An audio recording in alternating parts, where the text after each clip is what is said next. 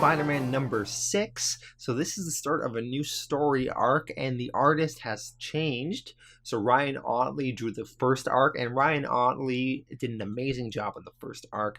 But in this new storyline, there's a new artist, Humberto Ramos, and he is fine, but he's not as good as Ryan Ottley, which is disappointing that Ryan couldn't continue. Maybe Ryan will be back in a few issues, but the art definitely takes a hit in this issue.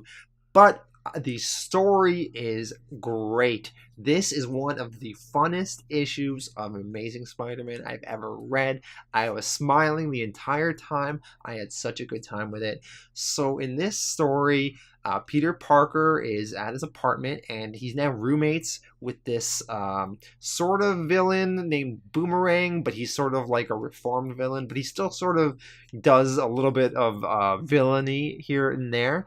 So this Boomerang is definitely a really funny character. For any of you that have read Nick Spencer's Superior Foes of Spider-Man, this is the same Boomerang from that. It's sort of like a continuation of his life now.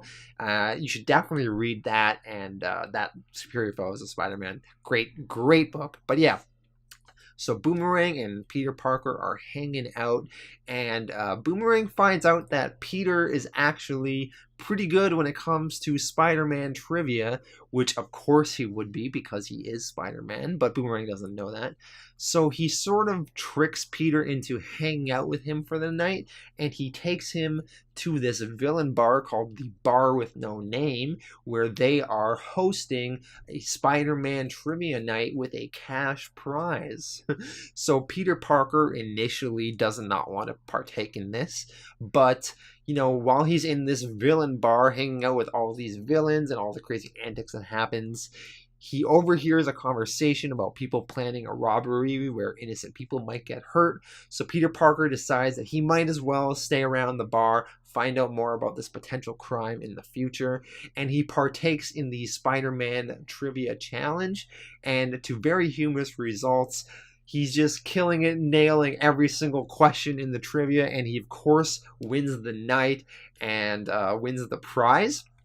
Meanwhile, Boomerang has his own little storyline happening. So apparently, you know, he was sort of making some agreement with the Kingpin, but then Boomerang sort of backed out and sort of disrespected the Kingpin, and the Kingpin got pissed about this, so he put out a hit on Boomerang, and now everyone in this villain bar, the Bar with No Name, they're all getting texts on their phones saying that there's a hit out on Boomerang, and that's where this issue ends. So next issue we're going to pick up right there.